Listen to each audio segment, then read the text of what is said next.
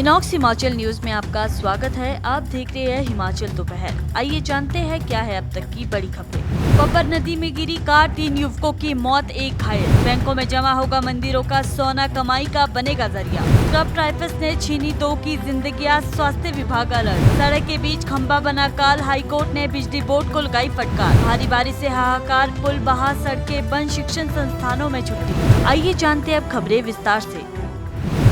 शिमला जिले के रोहडू उपमंडल में 5 अगस्त रात एक भीषण हादसे ने पूरे इलाके को शोक में डुबो दिया है। चिटगांव के लंबा घाटल के पास 4 युवकों से भरी एक कार अनियंत्रित होकर गहरी खाई में गिरी और सीधे पब्बर नदी में समा गई। हादसे में 3 युवकों की मौके पर ही मौत हो गई, जबकि एक युवक गंभीर रूप से घायल हुआ है। जानकारी के अनुसार सभी युवक मेला देखकर अपने गांव लौट रहे थे। शाम के समय जैसे ही कार लंबा घाटल के पास पहुंची, चालक ने अंधेरे और ढलान के कारण वाहन पर से नियंत्रण खो दिया। तेज रफ्तार में कार सीधा गहरी खाई में जा गिरी और पब्बर नदी में समा गई। घटना की जानकारी मिलते ही स्थानीय लोग घटनास्थल पर पहुंचे और पुलिस को इसकी सूचना दी। एसएचओ अमित शर्मा ने बताया कि प्रारंभिक जांच में हादसे का कारण तेज रफ्तार और वाहन पर से नियंत्रण खोना सामने आया है।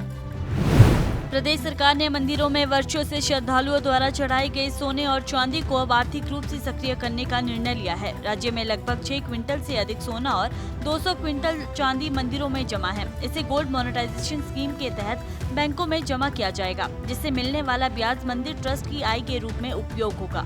इस आय से श्रद्धालुओं के लिए बेहतर सुविधाएं विकसित की जाएगी। सबसे पहले बाबा बालकनाथ मंदिर ट्रस्ट की बैठक में इस प्रस्ताव पर सहमति बनी है। मंदिर अधिकारी संदीप चंदेल ने बताया कि यदि अन्य मंदिर न्यास इस योजना को अपनाते हैं तो बाबा बालकनाथ न्यास भी इसे लागू करेगा।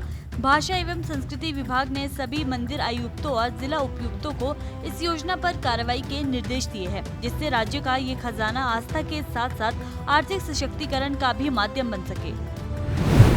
हिमाचल प्रदेश में बरसात के मौसम के साथ स्क्रब टाइफस जैसी जानलेवा बीमारी ने दस्तक दे दी है। आईजीएमसी शिमला में स्क्रब टाइफस से पीड़ित करसोग की 11 वर्षीय बच्ची और एक अन्य व्यक्ति की मौत हो गई। दोनों को इलाज के लिए गंभीर हालत में शिमला रेफर किया गया था, लेकिन तमाम प्रयासों के बावजूद उन्हें बचाया नहीं जा सका।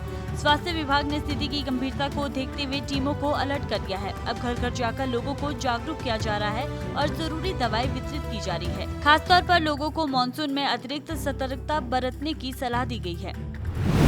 हिमाचल प्रदेश हाईकोर्ट ने सिरमौर जिले के पांवटा साहिब में सड़क के बीच खड़े बिजली के खंभे और ट्रांसफार्मर के कारण हुई एक युवक की मौत के मामले में संज्ञान लेते हुए बिजली बोर्ड और राज्य सरकार को नोटिस जारी किए हैं। बद्रीपुर से पुरूवाला तक सड़क चौड़ीकरण का काम पूरा होने के बावजूद बीच सड़क में बिजली के खंभे और ट्रांसफार्मर नहीं हटाए गए, जिससे कुछ दिन पहले एक बाइक सवार युवक की इनसे टकराकर मौत हो गई। हादसा रात के अंधेरे में हुआ, जब युवक की बाइक सीधे सड़क के बीच लगे खंभे से टकरा गई। इस घटना को लेकर अदालत को एक पत्र भेजा गया है, जिसे हाईकोर्ट ने जनहित याचिका में बदलते हुए कड़ा रुख अपनाया है। पीठ ने बिजली बोर्ड और राज्य सरकार से पूछा है कि राज्य में कितनी ऐसी सड़कों पर बिजली के खंभे सड़क के बीच खड़े हैं। हिमाचल प्रदेश में जारी मूसलाधार बारिश ने जनजीवन को पूरी तरह से अस्त व्यस्त कर दिया है। राज्य भर में भूस्खलन और बाढ़ से भारी तबाही मची है।